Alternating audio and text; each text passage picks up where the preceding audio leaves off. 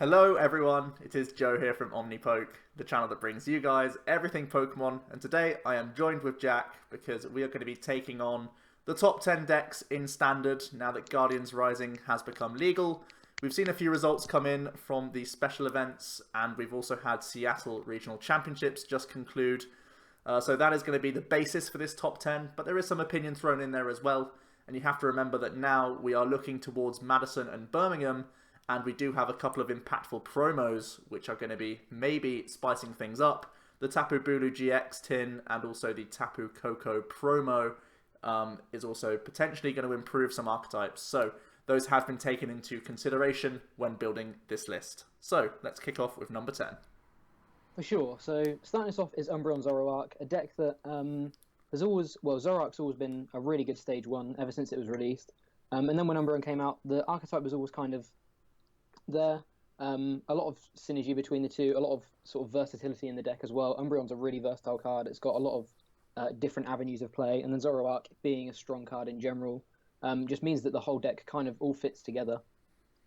And right now, being sort of half and half non-EX and EX or GX means that you do have the sort of bonus of not giving up too many prizes on your attackers. Zoroark being a non-EX and only giving one prize is really, really good right now.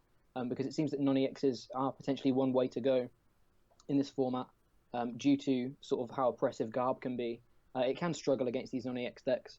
So having that versatility means that you do have favourable matchups against Drampa Garb, which, as we saw at Seattle this weekend, seemed to prove itself to be at least the most, or the best deck in format, sort of straight out the gates from Guardians Rising, at least while lists are still being refined and such. So naturally, having a good matchup there is really, really good. Of course, Decidueye is still a really, really big contender in the format as well. It hasn't really lost anything too much, and it's gained a couple of new things that we'll talk about later on. So having a favourable matchup there as well is really, really good. Being able to Dark Call away their energy. A lot of the time, Decidueye loses to running out of energy and things like that, especially the Plume build.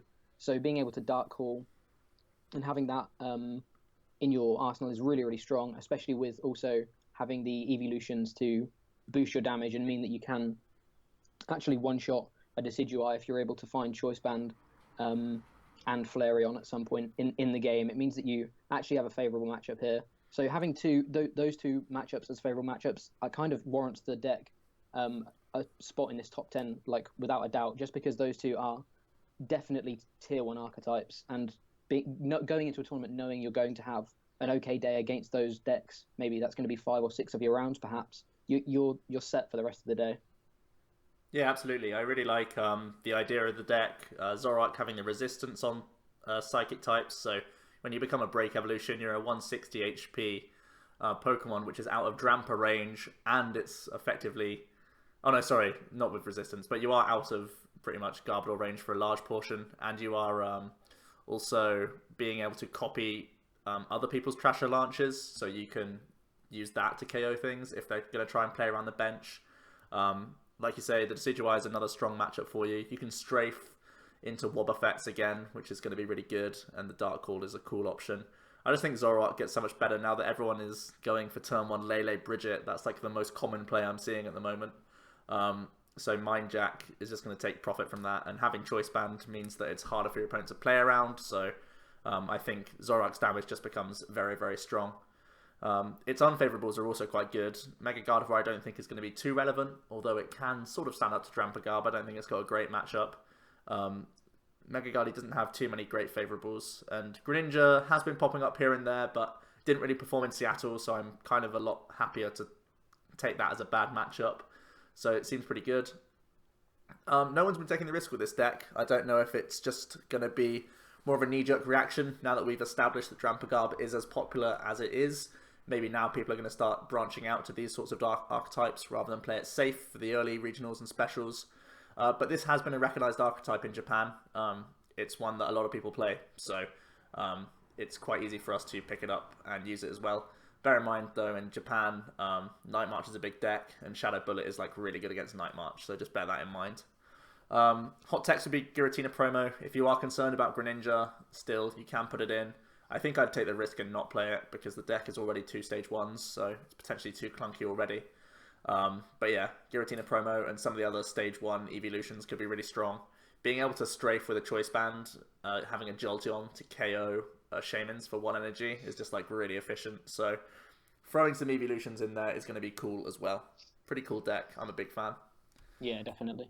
Next up is going to be Raichu Lycanroc. I've only recently started testing this deck after seeing it top 8 in Austria. It's actually a pretty cool deck. Again, it's popular in Japan, and it's made top cuts there as well. It does have a favourable Drampa Garbodor. You have the Lycanroc to use Dangerous Rogue to KO Drampas very efficiently. You can even use Claw Slash to KO Drampas efficiently.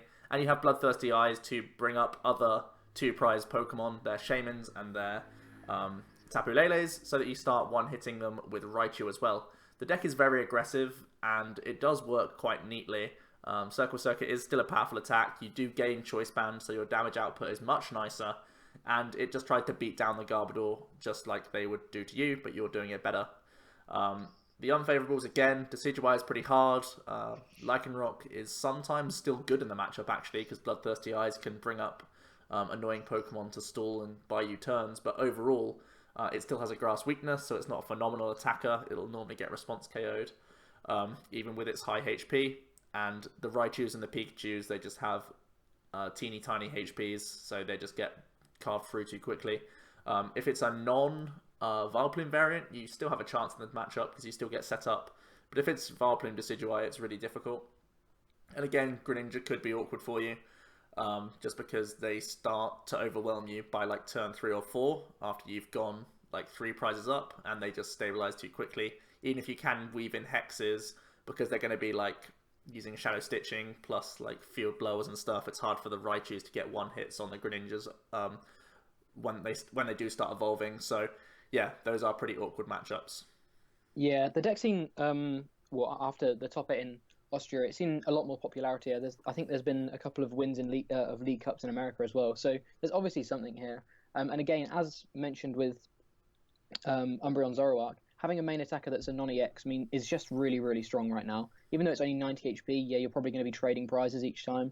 But Raichu is still a really, really strong attacker. Raichu, as a deck, has kind of always been at least on the borders of being playable. And at a time, it was definitely a really, really good archetype. So now having access to some of these new cards is really, really strong. As we've said with the unfavourables, looking at the unfavourables, being able to tech in Machoke actually sort of covers both the unfavourable matchups at once, because it means that you're not bothered about Greninja's snipes, and at that point you're just kind of trading 1 for 1, but they're a stage 2 to 3 technically, and you're a stage 1. So as long as you can find Machoke relatively early in the game, a lot of the time you're just going to win through sort of being a little bit more consistent than them. We all know what Greninja does sometimes, so just being able to attach a DCE and take a prize every turn, it's going to be easier, because they're going to struggle to knock you out at that point without their abilities. Same with Decidueye. It's not going to completely swing the matchup, but it's going to help your Pokemon actually put up a chance against Decidueye, because at that point Decidueye is just capped at 90 a turn, meaning that actually even Lycanroc can live a 90 hit from Decidueye, and potentially take a prize back with Dangerous Rogue. So there is potential if you are able to find the Machoke in the early turns. Obviously it's a little bit harder against Decidueye because they're naturally a quicker deck than Greninja. So it's probably more useful in the Greninja matchup. I think Decidueye is probably still slightly unfavoured, even with Machoke, maybe slightly favoured, but I don't think it helps a huge amount. But that being said, it's still definitely a tech that doesn't hurt the deck at all, really, because you're going to be benching things to boost Raichu's damage anyway. So it's never really going to hurt. It's just whether you're able to consistently get it out, because you're already running technically 2 stage 2s. And then Oranguru, just preventing yourself from losing to an N, things like that. Oranguru is still really, really strong as well. If you don't want to be playing your items in the early turns, just to prevent sort of cap Garbodor off as little as possible. It means late game you're probably going to have some more outs to be able to, again, stop your opponent ending you out of the game, being able to find that last DC or the last Raichu for you to close out the game. So I think Oranguru is, again, another really nice Pokemon you can just throw on the bench, boosts Raichu's damage, and can just sit there and wait until he's useful in the late game, where you're going to sort of swing games because of him, because you're still going to have that bonus draw power that some other decks won't have right now. So yeah, I think Raichu Lycanroc is still it is definitely one that needs to be tested and perfected, but I think it definitely could be really, really good in the format. Next up is Mega Gardy, a deck that it's a love-hate relationship with me and Mega Gardy. Right now, I think Mega Gardy and Mega Ray, which we'll talk about a little bit later on, both gained a lot of cool new toys from the new set, but that they may not quite have the power level. I think it's they haven't fully been established yet, but right now, Gardy seems to be able to do what it wants so much better than before. With things like Oricorio and Lele, you can really guarantee a turn 2 Gardy a lot of the time for a huge swing of damage. Being able to despair your board and force your opponent to take these difficult prizes is really, really good. So being able to naturally just force a 6-prize game through difficult prizes is going to make your opponent's life so much harder. Having favourable matchups against some of these more rogue decks, it also isn't a bad thing.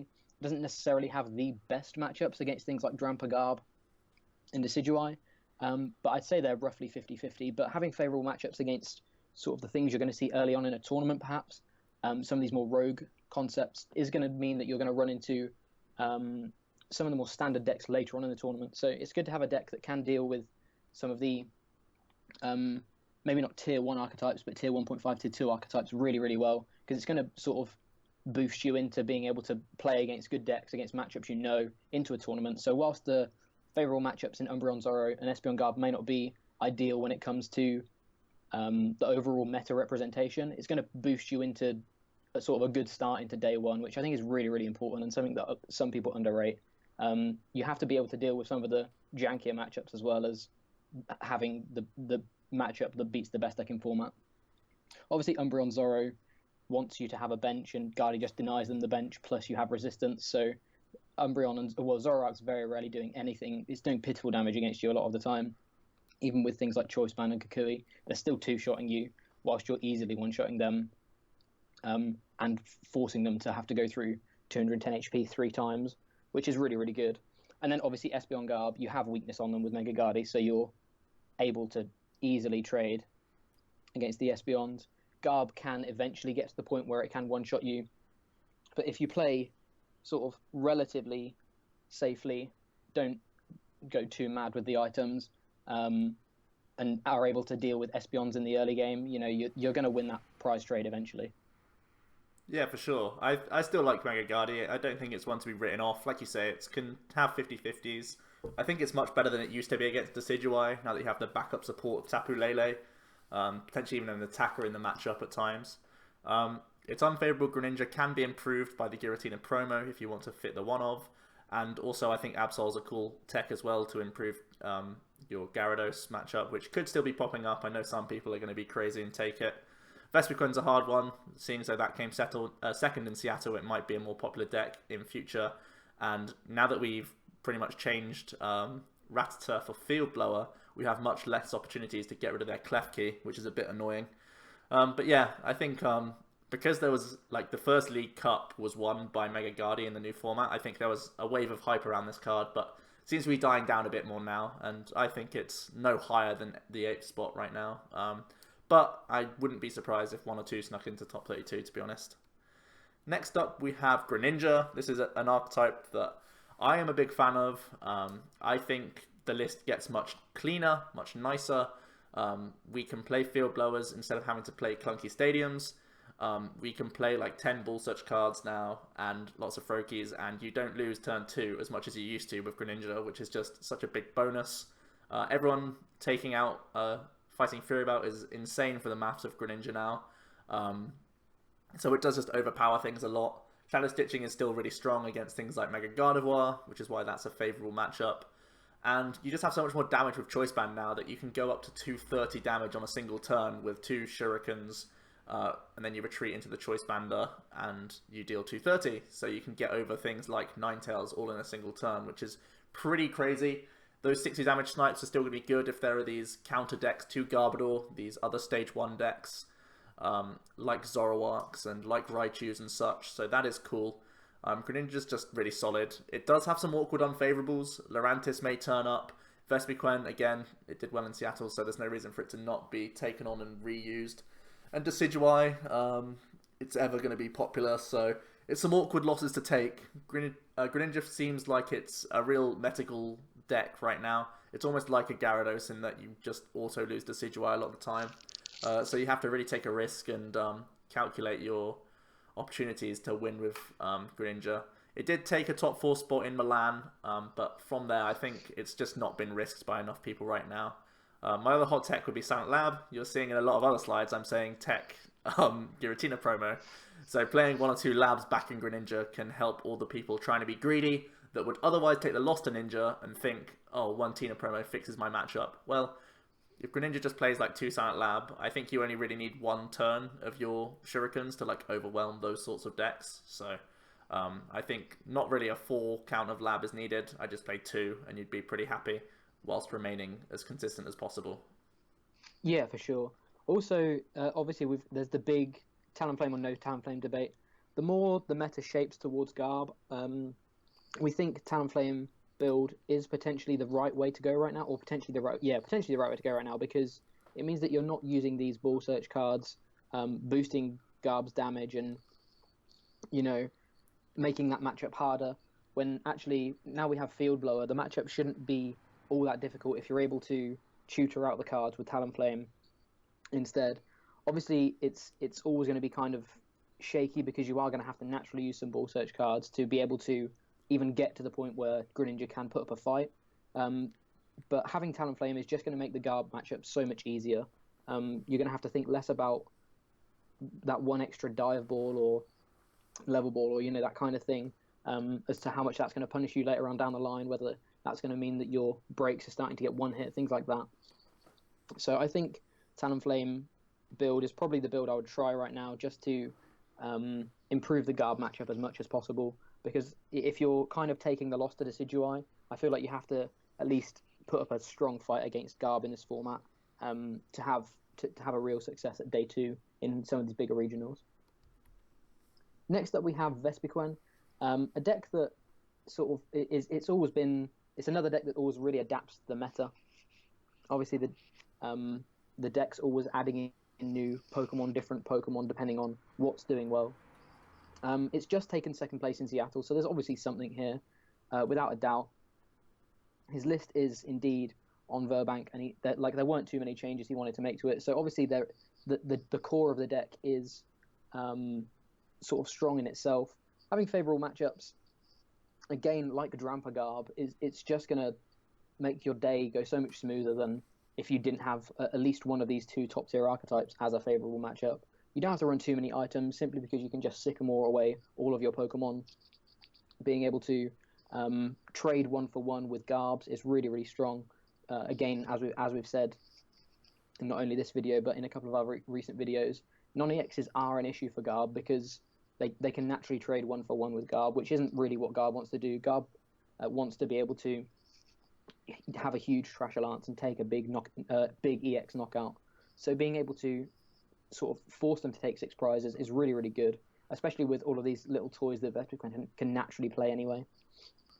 Aquaboxes, of course, are a really, really good matchup simply because you have weakness and you're a non-EX. So a lot of the time, things like Lapras is going to be overkilling you, putting a lot of resources into just killing a 90 HP Vespiquen, and it's really not going to be too difficult for you to respond with them, especially with Choice Band now. I think you need 5 Pokemon in the discard plus Choice Band to be able to one-shot a Lapras. So that's just it's so easily done. It's 1 Ultra Ball and a Sycamore or something like that, and you're going to have that sort of setup already. So that's really, really strong. And again, Greninja, obviously weakness is a big thing. You don't have the luxury of being able to do that bonus damage with Choice Band, but if you're able to ramp up enough pressure in the early turns with Vespiquen on things like Froakies and Frogadiers, whilst if they get 2 breaks out, you can never really stabilize from there. You shouldn't let them ever get to that point, because you should be able to apply enough pressure that they can never really have that kind of board setup anyway. So excuse me, all of these matchups again are going to push you into the later rounds of day 1 into day 2. Obviously, unfavorably, Decidueye can quite easily knock out combis, which is why it kind of reminds me of the Greninja matchup as well. Against Decidueye, they're just able to get to a point, especially in the early game, with how sort of insane Decidueye can sort of blow up, they can get to a point where you can never really bench a combi safely. You have to bench 2 or 3 just to be able to guarantee a Vespiquen. And at that point, you're never going to be winning that game, just because they can you're going to struggle to hit 240 without evolution. So you're going to have to then look at putting energy into putting resources into evolutions if you're playing them, which means you're not sort of promoting your main attacker and going for your main attacker. So it's just not a fun matchup, which is why it's sort of in and around the 5-6 slot rather than up near where we've seen Vespiquen in the past, and maybe 4 or 3 in the list, just because Decidueye is never going to be fun. Combi's only having 40 HP as well means your opponent doesn't even need to attack a lot of the time to be able to start taking prizes mid-turn, which just isn't nice at all. And then again with Ninetales, them having that 50 snipe means that your combis aren't really that safe if you're not able to get them down early and evolve them early. Also, you're going to really struggle to again get over this 210 HP with that Alola Ninetales has, especially as it also doesn't have one of the conventional weaknesses, so the evolutions aren't even going to help. You genuinely need to hit 210 HP or 210 damage to deal with a Ninetales, and if you can't do that, they're just going to be able to move that damage off with their GX attack, and you're going to have to do it again. So it's just going to be a real sort of resource war that they're often going to win naturally. Vespiquen is another deck that wants to be able to take EX knockouts, and Decidueye and Ninetales are 2 matchups that you're never going to be able to quite do that, because they're just going to force too many resources from you to sort of win the long game that way.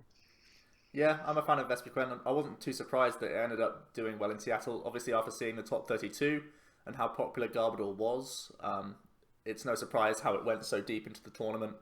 I think you naturally already have a good matchup against Garbodor, but you can try and weight it even further in your favour with something like the Persimmon package. This way, you're not only beating the Drampagarbs, but you're also beating the other Stage 1 decks that are trying to beat Drampagarb, which is quite funny. The Lycanroc GX as well, almost the same way that Raichu likes to play it. Lycanroc can squeeze into this list as well, just to benefit from that ability, making sure that you're taking double prize attackers or double prize Pokemon off your opponent's board. So pretty good stuff. I like the hot tech of Machoke, seeing as though you can like bridge it turn 1 quite often. You can just find the Machop quite fast, even if it is a 1-1 line, and then it's just down to using your Ultra Balls to get Machoke to improve Decidueye, which is pretty cool for you. It also improves Ninetales, so yeah, those are your bad matchups. You improve it with Machoke, throw Machoke in. That seems like fairly simple logic. The only awkward thing being you probably need to play like double Floatstone now, so it does take up a couple of slots to put him in to make it worthwhile, but I think if you're playing Zoroark, it's not too big of an issue anyway. Because if they try my standards to stall Machoke, you just stand in regardless, so shouldn't be too big of an issue for you. I like Vespiquen. I've played it a lot in the past, and I think it's in a fairly decent spot to carry on and remain a top contender. Right, on to number 5, with good old Israel Sosa's Patch Boys, or whatever the hell he called his list. Patch City, I think it was. Yeah. Lapras, Manaphy, Aquabox type deck. Pretty much Turbo Darkrai, but with water Pokemon. The idea is to have 4 Aqua Patch, 4 Max Elixir, dump a bunch of energy into play, start swinging as quickly as possible. Blizzard Burn does great numbers. Now that it has Choice Band available, it can do 190, which KOs everything. Pretty much from sometimes even turn 1 if you explode. So yeah, very aggressive card, and the synergy is everywhere. Very simple deck. Favourables, I would say Ninetales is favourable just because you race them too quickly. You can Ice Beam them if you can't find a Kukui to KO them with a Blizzard Burn plus Choice Band. You can just pretty much efficiently race on like Tapu Leles and such on the opponent's bench. For the similar reasons, I think Mega Gardevoir is probably favourable, especially because Ice Beam GX should be damaging for them. Pretty much anything you can't one-hit, you'll try and Ice Beam through anyway. The bad matchups really come down to its grass weakness. Vespiquen is awkward. I'm personally not a fan of playing the Glaceon. That was like the one card I didn't like in Sosa's list. Because I don't think it will do enough. You will naturally be forced to put down Lele, Manaphy, double Lapras. So if you're hitting for like 70 with a Glaceon, they're just going to laugh at you and Lysander anyway. So I don't think you can balance Vespiquen, Lurantis, or Decidueye by putting Glaceon in your list. But Glaceon may be good for other reasons, like its first attack is still legitimate if you're not KOing things. It's just normally you are. So yeah, I wouldn't play Glaceon in my list at all. But other than that, Sosa's list is like absolute fire. It's like really fine. Really good list to just steal and play and probably do well with.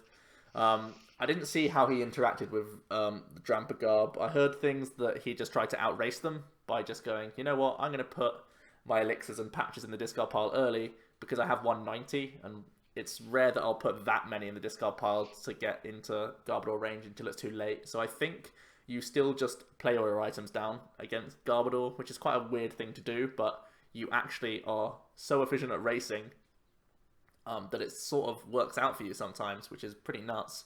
And having the 190 HP means you stay out of Drampa one-hit KO range, which is just hilarious as well. So yeah, pretty cool deck. Not surprised that it did well either. Not many people took the risk with it again, but Sosa showed us the way, and it's pretty powerful. Yeah, not much to say other than that. I think Drampa EX is potentially a really, really nice tech right now. Just because the cards prove to be good in that it just does a bunch of damage for a relatively cheap cost. Plus having Righteous Edge, it's not going to, win you the matchup, but against Decidueye, it may squeak you out a win or two to the point where you may win a best of three that you wouldn't normally win. It's not going to do huge things, but just having an attack like Righteous Edge is never going to be a bad thing, especially as it's only one energy. So you're going to be able to use it turn one if you're not doing something other than collecting or anything like that. It's another good starter to have. And then just having that 150 sometimes, provided something's damaged on the bench, is never going to be anything to sniff at. It's a huge amount of damage, and it's just another sort of big Pokemon or big damaging Pokemon for your opponent to deal with. They're going to have to get through things like Lapras doing Blizzard Burn, but then also having that on the bench as well to threaten them is always going to be nice. It's just like running a different type Lapras, I guess. That's why I kind of like see it built into see it fitting in the list quite well naturally with elixirs and things like that. Next up we have Lurantis Tapu Bulu, a deck that I think it hasn't really been seen too much simply because Bulu isn't legal until this Friday or the day before regionals. But in theory and in at least our personal testing, this combo is really, really strong. You've got natural favourable matchups against Aquabox and Greninja, of course. You have weakness on both of them, so you're just going to sweep them. Having Forest plus an attack that allows you to ramp your energy and do a chunk of damage that's going to one-shot things like Froakies and Frogadiers is really, really good. Plus being able to take chip damage on Aquabox in the early turns from turn one is just really, really good. Then having Tapu Bulu that doesn't have a weakness and can set up a board state in that Tapu Bulu doesn't not take 4 prizes is just really, really strong. It's going to mean that you just have to find those extra 2 prizes just in setting up through things like Flower Supply and Solar Blade on Lurantis. Tapu Bulu can put your opponent in a checkmate position where they can Tapu Wilderness for 180 if they've got a choice band and heal them off, and if your opponent can't deal 180 the next turn, they can just naturally Nature's Judgment for those last 2 prizes. So yeah, Tapu Bulu is a really, really strong card, and I think this is one of the biggest things that pushes the archetype up on this list, simply because the fact it's got no weakness is just huge, really. Also, its unfavourable matchups. As weird as it is, Volcanion, which we're going to talk about a little bit later on, has kind of fallen from grace. It's not anywhere near as popular, or doesn't seem to be anywhere near as good of a position as perhaps some people first thought. There's a lot of things that are proving difficult for it to deal with in the format. So because of that, whilst Volcanion is pretty much an auto loss, theoretically we shouldn't see much Volcanion in these tournaments, at least for the next week or so, until someone's worked out how to deal with some of the issues, and maybe the format's evolved a little bit. So right now, Volcanion, yes, is pretty much an auto loss, but shouldn't be seen really. Again, stage 1s with Flareon, they're going to be seen a bit more. We've talked about 2 or 3 stage 1 decks on this top 10 already. So they are going to be the lists you see more likely. And again, it's never going to be fun if they're able to find Flareon, simply because they're also non-EX. So you're going to be unfavored in the prize trade. but sometimes these stage ones sometimes do clunk themselves out anyway. So like Lurantis really doesn't have too bad of a field to deal with at all. It can stand up to the other decks. It's only real big losses of Volk and stage ones that are able to find their Flareon in the early game and just apply pressure from there. So even though there's no recent performances and nothing concrete to back it up, the deck is, in my opinion, Tapu Bulu makes the deck so strong that it can actually it's earned itself this fourth place just from having no real bad matchups, plus being a good, consistent, solid deck in itself. So yeah, despite the no recent performances, I think Bulu is such a strong card. It pushes the archetype up the tier list hugely. Yeah, for me, this deck, if you're thinking about how it plays, it's a midway between like Virizion Genesect and Mega Manectric. Those are the two things that I would like sort of put towards this deck, how it sort of plays. A few techs here and there for awkward matchups. Sudowoodo puts you out of one-shot range from things like Gardevoir, Rayquaza, and the Spinder to help out against Gyarados, which would naturally be quite horrible. But everything else is pretty solid. Look at those unfavourables. Like Jack was saying, they're not too relevant. These are fringe decks right now. It's weird to say Volk is fringe, because it used to be like tier 1. But no one's playing it right now. No one is playing Volk. So having a fire weakness is like having no weakness right now in tournaments that we're expecting for the next couple of weeks at the very least. And grass typing is great. Look at those favourables. Aquabox just made top 8. Greninja has been hyped a lot and did well at a special event. So grass is a good type to be. If you can get your hands on Tapu Bulus, this is the main thing that's going to surprise me. I believe Tapu Bulu will do well for certain in Madison. I have no doubt that Lurantis Bulu will make top 32 in Madison, at least 1 or 2. But in Birmingham, it's going to be a race for Tapu Bulu because we don't have them legal a lot of the time. It's going to be difficult to see who can actually pick up and play this deck. And not only who can pick up and play it, but who can pilot it well and have the correct list nailed. Sure, we can start testing it online for like a week or so, but I think the Americans will be the ones playing Lurantis Bulu more than the Europeans. But once we finally get our hands on them, this deck is going to be a force in the metagame, in my opinion. Yeah, that being said, if the Europeans can get Tapu Bulu, I think it could tear up Birmingham. I think because no one's testing against it right now. The European, in my opinion, the Europeans have kind of said it's going to be difficult to get this, so let's focus on things like making sure Drampagarb and Decidueye are solid. And I feel like no one's talking about this deck until Madison. Mm-hmm. So if you can get them, oh boy, I can see this doing well if people are able to get them for Birmingham. For sure. Next up, we have Ninetales in at number 3. Some people may think this is quite a high standing. It only made one top 32 placement in Seattle, but that was without Tapu Koko promo, and Tapu Koko promo makes so many things better for this deck. You now have a free retreat pivot, so your Aqua Patches become even better. Between turns, you can just send up the Koko so that you can start patching onto your Ninetales in response if anything gets KO'd. The Flying Flip is awesome, dealing 20 to each of your opponent's Pokemon. It's so good for math fixing. It now means that Trubbishes are in Ice Blade range, which is great, as too are any of the 60 HP Pokemon, the Rowlets, the opposing Vulpixes, all the other lower HP things. Just using double Flying Flip alone can sometimes beat Vespiquen players, which is just great, especially if they like bridge it turn 1 or something. So Koko is just a really cool card for math fixing, and there's nothing bad about this card. He's also like a good lead for you. Again, so you can just free retreat into Vulpix, so you have even more consistent beacons than you currently do right now. So it's a really great card. I believe the top 32 list played something like Baby Hooper in there, so this just naturally becomes Tapu Koko. Its favourable matchups, just look at them. Drampagarb and Decidueye. What more do you want from favourable matchups right now? The 2 decks we haven't talked about yet. Yeah, the number 1 and 2 decks, spoiler alert. Ninetales can have a good matchup against. It does have a couple of unfavourables. Aquabox, I think, just outraces you because we can't get the value of Ice Path very often. And Blizzard Edge can keep up on a Lapras here or there, but they're much better at sustaining attackers than we are. And Greninja as well is sometimes a difficult matchup. It's not an outright auto loss, but the Ice Blade numbers aren't perfect for you. Tapu Koko's Flying Flip can be denied by Rough Seas if they choose to play it. If they don't, I think you still have a decent out in the matchup. But again, once they start finding their breaks, they just start getting through Ninetales too easily. A few hot techs. Espeon EX is one that we could start seeing come in.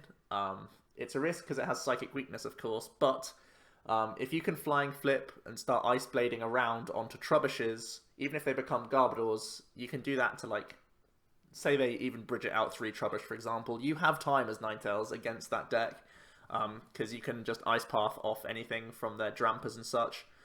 You can get these Ice Blades off and start hitting 2 to 3 Trubbish, and then you Espeon EX and deal with them all in one turn, and that's their late game completely gone, which is, like, really good for you. Additionally, like Decidueye, the numbers are great when you start Ice Blading. With Flying Flip support or with Choice Band support, you can get there quite nicely. Even just like Ice Pathing off one of their 90 damage attacks, for example, is great. You have Rough Sea support as well, so Decidueye really isn't an issue for you. Giratina promo can be played if you're worried about Greninja, and Sudowoodo, I think, is again an auto-include right now because there will still be some Rayquazas and some Guardies floating around, in my opinion. Yeah, for sure. I've been testing this deck a lot lately, and I think it's just having 2 good, well, the favourable matchups against, in our opinion, the 2 best decks in format, plus good matchups against other good decks. Obviously, Aquabox is the highest deck that we've talked about, and that has an unfavourable matchup with, and you can still win that game. It's not so unfavourable that it's an auto loss. I have won the matchup in the past. It's not fun, but it's winnable. So I just think the deck's really solid right now. It's got a lot of versatility. Sniping plus a big attack plus inbuilt healing means that anything that can't do 210 has to give up 2 prizes and deal with the 210 again. So just what we've seen in the past, Ninetales can just win by sitting in the active and just announcing Ice Blade each turn, and as long as your opponent can't deal with the Ninetales, they're going to put enough pressure on with Ice Blade that they can take a turn to Ice Path, heal themselves, take 2 prizes, and leave you with a board that's half damaged already as well. So you can just set up 2 Ninetales sometimes and just sort of win the game from there. Plus they have this huge attack from Blizzard Edge. So yeah, I think Ninetales is really, really solid right now. Has good matchups, is relatively consistent. I think Water has such good support as well. It just seems like it's a really, really good deck to play right now. Next up we have Decidueye. The first time Decidueye hasn't been number 1 for probably 2 or 3 months now. It's still such a good deck. Just because it's not number 1 doesn't mean it's a bad deck at all. It's a really, really strong deck. I still think it's one of the strongest cards we have in format. Something as simple as dealing 2 damage as an ability it's just so oppressive when you can pair it with things like Vileplume or Ninetales. Obviously, we do have the two types of Decidueye deck now. We've got Decidueye Plume, sort of more geared towards the old style of being able to set up a couple of Decidueyes and a Plume in the early turns and lock your opponent out from that point. But then we've also got Ninetales as well, which is a nice sort of Pokemon to pair with Decidueye.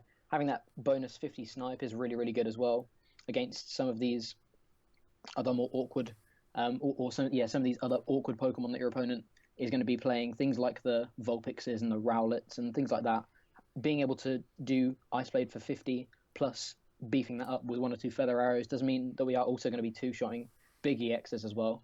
So yeah, there's definitely no reason not to play Decidueye. I don't think right now. It's not at all a bad deck. It just seems to have fallen from the top spot. We've been talking pretty much the whole way through about how it's got good matchups against things like Vespiquen, Greninja, and Raichu, and that's just what it does. It beats down these sort of more fringe decks so easily, and it's another deck that's able to deal with the kind of more wacky decks you're likely to see in the early rounds to guarantee its way into the later stages of day 1 and into day 2, because you naturally have good matchups against these sort of non-EX decks that run these low HP basics and are naturally a little bit slower than a deck like Decidueye. It doesn't have the most favourable Drampa Garb, simply because you do have to sort of play a lot of items to be able to consistently get a decent board setup, and they often are able to outvalue you in the late game, especially when they're only got a 1 prize attacker and they are able to take 2 prizes a turn. Drampa is also committing a lot of pressure onto you in the early turns. From turn 2, they can be doing 150, 180 if they can find Choice Band, which is just a huge amount of damage. And even Decidueye can't deal with that sometimes. And then Umbreon Zoro, again, it being a non-EX deck, plus also having type advantage on you if they're able to find their Flareon, does mean that they can actually one-shot things like Decidueye as Umbreon or Zoroark for as little as a DCE on Zoroark, and then it's 2 attachments on Umbreon. But then Umbreon also has, if you're playing the Plume version, Umbreon also has access to the Dark Cool GX, meaning that you can sometimes run out of energy if you're not able to Hollow Hunt, or they have a lot of different lines to be able to win that matchup. Its recent performances shows that it's still a good deck. 2 top 8s, 1 in Milan and 1 in the Austrian Special, show that it's still got merit to it. And then there were still 4 in top 32 of Seattle, so that's still an 1/8 of the meta, which we're going to see in a minute doesn't compare really, but having an 1/8 of the meta is still a relatively large share. So it's not at all a bad deck. It's just been pipped at the post to the number 1 spot. If you want to be able to deal with Drampa, I think cutting items is probably the best way to do so. Now we have Ninetales, and more importantly, a Alolan Vulpix. Being able to beacon rather than use your ball search cards to set up, it means that you're probably going to have your setup a turn slower, but you're going to deny a lot of damage from Garb. So there's pros and cons, but having access to Alolan Vulpix is a really, really big deal, and I think it does help the matchup a lot. Yeah, exactly. That's the main reason I actually like Ninetales. Obviously, its Snipe and its GX attack are great when you do evolve up, but just having that beacon on your side is great. You're not playing items, as Jack said, but you're just making sure that you get your 3rd and your 4th Decidueye up, so 83 damage a turn is just nutty. People undervalue this. Like, when they see Decidueye Vileplume, it's a good setup if they've got 2 Decidueyes up, and you're like feeling the pressure about how many snipes they do. So once you're able to get the 3rd and the 4th developed when you're playing the Ninetales variant, it just feels very dominant in how much damage you can manipulate, especially with all these lower HP Pokemon around. It feels like Decidueye is once again countering the counter. He's not public enemy number 1 anymore, so people are starting to feel confident enough to play the Vespiquens, the Raichus, and maybe even Greninja pops up because it does get inherently stronger. And Decidueye is just going to prey on those and be super happy to see them. It's really going to be a balancing act. Will people just keep playing Drampa, or will they start countering Drampa and hoping that the counter will win 4 of their rounds because everyone else is playing Drampa, obviously, because it's the best deck. So it's going to be weird to see where Decidueye fits in. It's still the 2nd most performing deck right now. And when you look at that recent performances, it's like the worst Decidueye's ever done. But it's still the 2nd best performing deck right now, which is why it's in our number 2. In at number 1, we have Garbodor Variants. I'm sure this is a surprise to everyone. Look at the recent performances. I mean, I don't need to discuss why this deck is good. 6 in the top 8 of Seattle with 24 of the 32. 4 cut in Austria and 5 in Milan.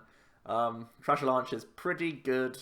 Surprisingly, the favourable matchup that we've put down is Decidueye Variants. Pretty much everything else can be favourable or isn't unfavourable for Garbodor, just because it can just out-damage things. Drampa on turn 2 hitting 180, and then Garbodor from like turns 4 onwards hitting 180 plus. Yeah, it out-hits a lot of decks right now. You have versatility with like Ninja Boy Taurus combo if you want to play it. You have Espeon if you want to play that. And you have Ability Lock as well. There's so many things within the deck. It is a beatdown deck, obviously, but it does have cute plays within there as well, and some cool techs also. Unfavourables, I think Umbreon Zoroark and Raichu Lycanroc, they're getting played because they can beat this deck. So that's some awkward matchups for you. Other non-EXs throw in there as well, things like Persimmon and any other, like even Excadrill, stuff like that, unfavourable, but they're not going to see a huge amount of play, I don't think. And yeah, hot techs. I think Bunnelby's cool. There's going to be mirror matches, so Bunnelby's like a good mirror card for keeping you out of range or trying to put your opponent into range, which is cool. And again, the Tapu Koko promo. It's just such a good card that I want to play it in everything. You're playing DCE. You become a nice pivot. You spread damage on the opponent's board. You already have the magma base, so sometimes you can just rank that up even more with Tapu Koko. Imagine doing that against a Vespiquen player when they haven't been able to bounce Stadium. Like, that's just nuts. So, yeah, seems pretty good. Yeah, for sure. I mean, just look at the 24 of the top 32 were based on Garbodor. You know, there's that. You know the deck's tier 1 at that point. I think there's nothing much else to say. Just know the matchup. If you're not playing Garbodor, know how to beat Garbodor. Regarding Birmingham and Seattle and Madison, sorry. But yeah, this deck is without a doubt as of right now. Coming off of the first 2 weeks of Guardians Rising, I think without a doubt this is the best deck in form, or the best archetype in format, whilst these lists are still being ironed out to perfection. So that's the top 10, but what else could we play? We've thrown 6 decks up here. So me and Joe are just going to kind of pick one or two, or we're going to talk about each of them, but we're going to pick them here and there, talk about why maybe you would consider playing one of these rogues other than one of the top 10. Starting off with Persimmon, simply because its Garbodor is hilariously easy. Persimmon beats Drampas so nicely. If you have 3 on the bench, you're one-shotting a Drampa. Then Mew deals with the Garbs. Plus, you can also deny your own board of... If you Skyfield to set up, you can then Field Blow your own board to make sure your opponent has to go through 6 non-EXs. And we know Garb doesn't like dealing with non-EX decks. It likes trading up. That's why Garb's doing well right now, because it's able to trade up in a lot of the format. And Persimmon just completely denies that. You can get rid of all of your Shaymins, all of your Lele's, all of these things that you've helped to set up to get this team play working. And then you can just beat anything that they throw at you. You one-shot Tauroses, you one-shot Drampas, you one-shot Espeons, you one-shot Garbodors. There's just nothing that isn't fun about that matchup. So if you really don't want to deal with Garb all day, play Persimmon this weekend. Yep, love Persimmon. It does have quite a bad Greninja and Decidueye, so it's not black and white, just everyone's going to turn to Persimmon. But if you can fix those, maybe it's a good deck to pick. One that I've actually tested a bit this week is Mega Sceptile EX as a pretty interesting rogue. Its Ancient Trait just means that you pretty much auto-win Decidueye. Definitely if they're not playing Plume anymore. If they go into the Ninetales build, that deck is hilarious for you. You also have a really strong Greninja, obviously, with weakness and with the trait once again. And you have a good benchmark of HP. 220 is good. So you do stay out of Drampa and Garbodor range for a large portion of the game. So really, I found that you only really lose to Drampa Garb if they just Lysander KO Hooper, Lysander KO Shaman, Lysander KO Lele. I think that's the way you lose the game. So I'm actually not playing Forest in my latest Sceptile list. I'm playing Parallel Cities to try and take off those easy prizes. But Sceptile gets a bit better. It doesn't need to play Ariados anymore because we can have the Lurantis promo, which takes us to 120, which KOs Garbodors. I play Kukui as well to hit 120, obviously. But just being able to hit and heal, as long as you can stay out of range of the Drampa Garbs, it's quite a fun matchup for you. So 3 popular archetypes. You also have weakness on Lapras as well. They cap out at 210 if they have Choice Band Kukui. So that 220 HP is just such a great thing to have. That little extra 10 saves you in so many spots. I think Mega Sceptile is actually quite a good call right now. Another mega deck that has seen success recently, I believe, was it a League Cup that Martin Yanis won? Yeah. With a really, really spicy Mega Rayquaza list. I tested this list after seeing it do well, and it's a Mega Ray list that can go all Turbo Mega Ray turn 1, 240, whatever, but it also has cut down on the items for things like 4 Unknown plus 2 Mallow. It runs Latios EX plus Mew EX to be able to deal with Trubbishes early. There's just so many spicy cards in this list. It's fantastic. It's taken the Mega Ray shell. In every other matchup, you can still do the Mega Ray things, but then against Garb, you cut it all back. You find your 1 or 2 tech Pokemon. You don't play your items. You just find these Pokemon, use Mallow to draw into the exact card you need through Unknown, which is an insane draw engine, by the way. It's fantastic. It's really, really good in a deck like Mega Ray that's just constantly shamaning, and it doesn't want to. It wants to guaranteed hit 3 or 4 pieces at once. So rather than risk it with things like a Sycamore, just Mallow plus running these 4 unknowns and these 4 Shaman, things like that, is really, really strong. So yeah, it's a Mega Ray list that can still do all the Mega Ray things, but then against Garb, you've cut down your items, plus you've got Latios plus Mew-EX to be able to deal with their first 1 or 2 Garbodors as well. You just naturally win that matchup. You can deal 180 with Mega Ray quite easily against the Drampa, sorry. So in the late game, once you've taken out their early Trubbishes and things like that, you can deal with the Drampas as well. It's just a really, really fun list, and definitely try it out. I think it's obviously Mega Ray, so it's always going to have some consistency issues to some extent. But the list is really, really nice, and I really, really like the creativity he's brought to the table with Mega Ray. Speaking of creativity, Vikavolt GX has also won a League Cup, and I believe Russell Lepar was on winning in to make top 32 with it as well. So there's something around this card as well. The combination of Charge Beam being able to accelerate energy to itself and also having Strong Charge means that you are a pretty tanky Pokemon that can get into these high energy attack costs fairly efficiently. Super Zap Cannon hitting 180, which is obviously a golden number to start off with, but you can even put Choice Band on and do 210, which is, once again, covering an even greater portion of the format. Gigatron GX is an option for you as well to put other things in range whilst taking KOs on lower HP Pokemon. Again, we're talking about all these stage 1s out there. Gigatron is going to laugh at that. You can even play Wide Lens if you want to KO Shamans, which is pretty nutty as well. I think you only really have space for one, but you can like Skylar it out or teammates it out or something. So that could even work in your favour and just cheese games off people because they had to put down 2 Shaman to set up. Yeah, it's just high HP, high attack costs, but you make it cheap as long as you can use your abilities. And Charge Beam itself is actually a really good attack. You can Choice Band and Lysander Shamans. You do a KO for 2 prizes whilst attaching like a DCE from your discard onto itself. Like, really, really dumb how good that attack actually is. We have a Alolan Vulpix, which is kind of like the engine this is supported by. So you're not using too many items to get set up behind as well. And you also have the Ninetales, which can also complement the Gigatron GX to finish off Shamans if you're not playing Wide Lens.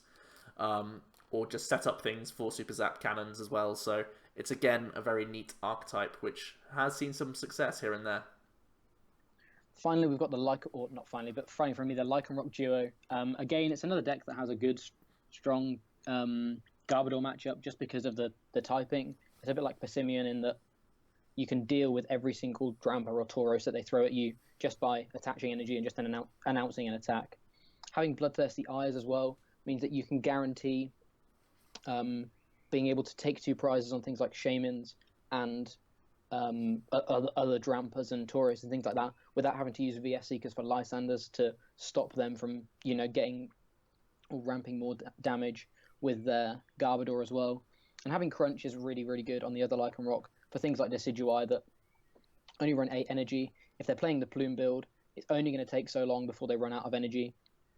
Obviously, you have weakness, so it's not fantastic, but it does mean you have a fighting chance against another very, very strong deck. If they go mad with their setup and have to discard 2 or 3 energy, even that can be enough to the point where if they've got a Plume setup, they're going to struggle to come back into the game for maybe 1 or 2 turns to the point where you can crunch them out of the game. So, the Lycanroc duo does seem to still have something behind it. Obviously, naturally, it doesn't seem to have too good of a matchup against some of these other decks. And even Decidueye, like I say, isn't fantastic, but you have an out to it. And just being able to, again, have a really, really strong Garb, I think warrants a place as one of the rogue decks we could see this weekend and next weekend over, throughout the event. Yeah, definitely. The last one on the page is going to be Excadrill Dhelmise. It's actually a better archetype than I gave it credit for, and the more I've tested it, the more it's like kind of okay, not terrible. It is pretty good against Drampa Garb because you can one-hit KO the Drampas with Mat Claws. You can one-hit KO Trubbishes if you have double Dhelmise down. So you sort of take 1.5 prize trades against that deck, which is really good.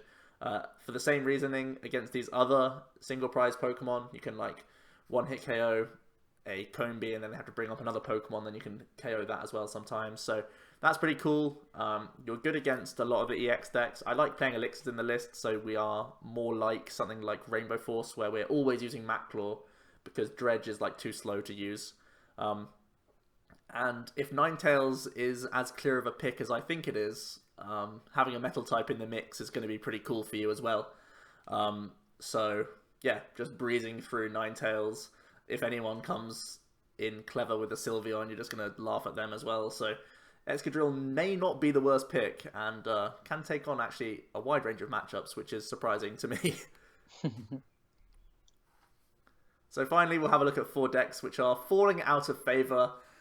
These are decks that you may have expected to be in our top 10, which have no longer made it that high. We'll just have a quick discussion about why these cards aren't doing as well and why the decks aren't performing and why we don't expect them to do or show up and make a huge splash in these events. I'll start with Volcanion. There's a few water decks in the format. Aquabox is difficult. Greninja is a hard matchup. But also, Garbodor is just so popular right now. If you watched the Trash Talk video I did about Garbodor, there is a list of Volcanion which is fairly low on items, but even those sorts of lists do kind of just get pounded down because it's so easy for Garbodor to reach 180. So Volk just really does struggle against Garb, and there's a lot of that around. So that's why Volk doesn't seem to be a great option right now. And one of the reasons why it got so high in the previous formats was because Decidueye was so popular, and Decidueye is going to be a lot less popular now. So your good matchups become less, and you gain more bad matchups. So pretty awkward stuff for Volk. Next up with Sylveon, I think from at least our perspective, it's not that the deck's bad, it's just that we haven't ironed out the list, or people haven't ironed out the list yet to the point where we can clearly see that it's a tier 1 deck or a tier 2 deck, or, you know, there's obviously huge potential behind the card. Magical Ribbon, shooting out 3 cards is fantastic, and then Plea is a really, really strong attack in the right matchup. But right now, I don't think it's seeing too much success simply because no one's found those perfect 60 cards yet. I think if someone turned up to one of these big tournaments, having played a lot Sylveon solidly for the past 2 weeks, having perfected the 60 cards, having worked out exactly what 60 cards they or what cards they have to use in certain matchups and stuff, they can do really, really well. It's just a case of the list isn't known to the public yet. So right now, Sylveon could be a fantastic pick. It could do really, really well, but it's not in our top 10 simply because we haven't seen it prove itself yet, and we haven't seen anyone prove themselves with the deck yet to the point where they know those exact 60 cards to run. For sure. Now, Gyarados is actually a deck that managed to take down the Milan Special, and it's surprising to see this one now falling out of favour despite it gaining things like Rescue Stretcher and Choice Band, which makes it much more Night March-like in terms of getting really easy one-hit KOs and having even better recovery than previously.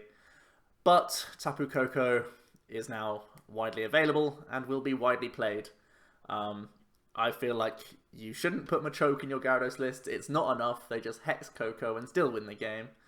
I think it takes expert Gyarados players to still do well with the deck now that there will be so many Kokos just roaming around in like decks that should normally be playing it. I think Decidueye is still going to be popular. Ninetales is going to play Koko, and that's going to be a popular deck. I think if you're going into an American tournament, do not play Gyarados, because Koko will be accessible for everyone.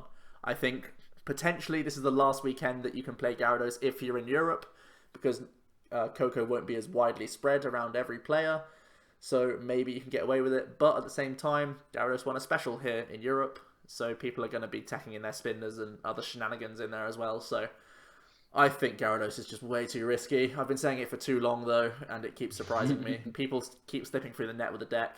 Obviously, it hits hard, and hitting hard does win games. It does have a good Tauros Garb, so maybe it'll still be around.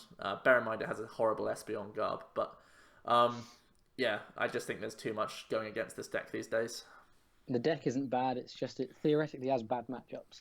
Yeah. I think the deck, yeah. I think the deck is still strong, but yeah, there's so many more things that can just cheese you out of games now that it would feel really, really risky.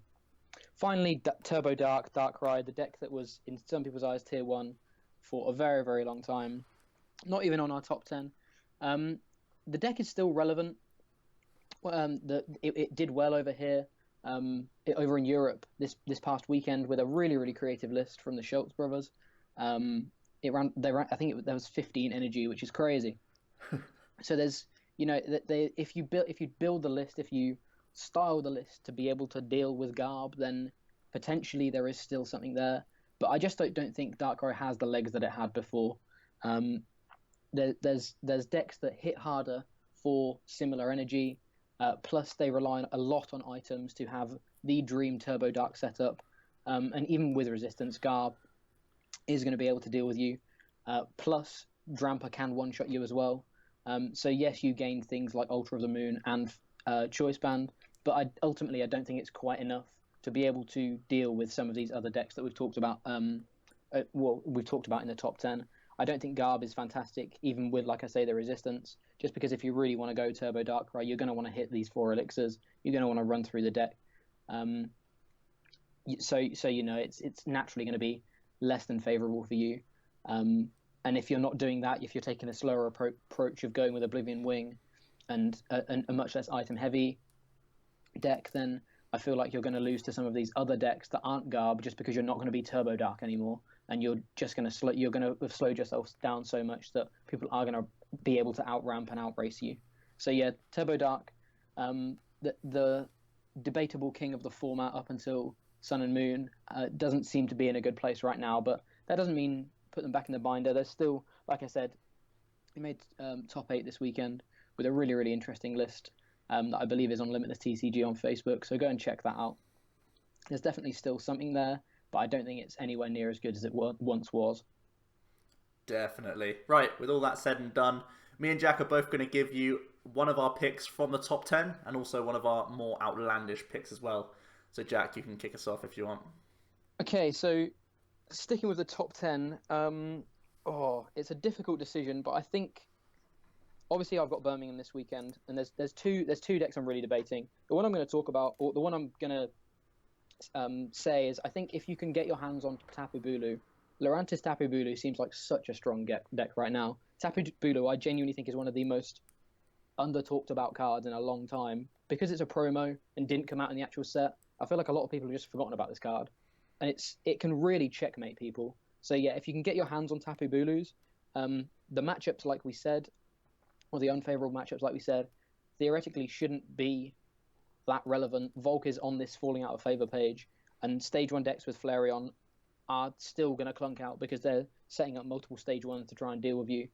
So, I think if you can get your hands on Tapu Bulus and make it through the first 2 or 3 rounds, you're destined to have at least somewhat of a good day just because of how inherently strong the deck is. It's got recovery, it's got sort of a strong checkmate style attacker, it's got healing, it's just got a lot going for it right now. So I think, yeah, Tapu Bulu Lurantis would be my pick from the top, or it definitely is one of my picks for the top 10, especially as I'm going to be playing in Birmingham this weekend. I'm really considering this deck. For sure. Now, it's weird that neither of us are going to pick a Drampa build or a Garb build, but I'm going to go for Decidueye Ninetales. I think this deck just counters every counter deck out there, which is cool. So I think in the first couple of rounds, you'll have some freebies. You'll be feasting on some of these people trying to be smart and counter Drampa Garb. Knowing the European meta, I know that we do love to counter stuff. We don't sit on our laurels and say, you know what, turn around. Garbodor's the best deck, let's all play Garbodor, let's all cut with Garb. We go, okay, that's the best deck, let's counter that deck. No one cut with Garb. So I'll next level people and go even further with Decidueye Ninetales. I think the deck is still super strong. People are discrediting Decidueye right now. A lot of them don't even think it's tier 1 anymore because it has an awkward Drampa Garb. I agree that it is awkward, but if you can regulate some of your item usage and play less physical copies of items, I think you can still get the job done. Having the Ninetales support gives you Beacon, which helps you search, and also if you are able to evolve into Ninetales, he becomes a wall that sits in the active that Drampa can't really pass through, and it forces the Garbodors into the active, which is awesome. And I would play Espeon EX in there as well to just deal with lots of Troubushes all at once, so their late game is sort of diminished. I think that deck is being slept on right now, and I think it should come out in force because It just gets set up so nicely. Once you get into the mid-game stages, when you have that third and that fourth Decidueye set up, you just hit way too much damage. It's bonkers. For sure. Out of the rogue decks, I really enjoyed the Ray list that I talked about earlier on, that Martin Janus sort of showed off this weekend. So I think if I was picking one of those 6 decks, I'd probably go with Ray. The Mallow combo is just insane. It was very rare. There were turns that I wasn't VS Seekering for Mallow or Leleing for Mallow, just because it guarantees the exact 2 cards you want. The deck has enough natural draw through running these 4 unknown plus Shaman. You know, you're gonna hit these 2 cards that you find from Mallow. So yeah, just an insta for a deck like Ray, an insta pick 2 from your deck and draw them, plus draw 1 or 2 extra cards. You know, it's just always gonna do really, really good things. So yeah, I think Ray is probably my rogue pick for the weekend. And the whole Mallow plus unknown / Shaman combo is definitely one to try out. Cool. And it wouldn't be surprising for anyone who knows me, I do have a small obsession with Persimmon. That would definitely be my pick. I think it's obviously having absolute dirt mode on any Garbodor Drampa list out there, or even the Espeon build, because you hit for weakness on both. It's just pretty crazy. That's like 3 free rounds probably. So you're pretty much in top 64 if you don't like mess up for the rest of your tournament. So if Drampa does remain as popular, I think Persimmon is a really good deck. I don't think many people will risk Greninja because I think there's a few other decks out there right now. There's some grass decks popping up. Vespiquen did so well in Seattle, it might put off some Ninja players. So yeah, I think your only bad matchup then becomes Decidueye, and then you're pretty much like a Gyarados deck, but more of like a metagame dependent one than Gyarados, because your natural output isn't as strong, but you can still hit 180 now with Choice Band Kukui, so bear that in mind. I love Persimmon. I think I'll play it because it's super consistent, and I'm going to fit in like 2 or 3 Hex and just try and Hex people out of the game and poke them in the face for like 3 turns and hope that slowed them down enough, because they haven't been able to Lele for Bridget and haven't been able to get set up. So yeah, Persimmon, let's go. Right, that is going to be it, guys. Thanks for watching. Hope you enjoyed our ramble. Leave everything down in the comments section below. Your discussion. What's your top 10? Is there a deck we're underrating, overrating? We want to hear it all down below. Yeah. Subscribe to the channel if you haven't already, and leave a like to the video if you did. Took us a little while to get set up and everything. But yeah, that's another big discussion video in 2 days in a row, so that's pretty nuts. Thanks for listening, everyone. And For sure. Yeah, we'll see you soon. Come say hi at Birmingham Regionals if you're going to be there. And yeah, other than that, thank you very much for watching. And leave it all down in the discussion below if you enjoyed.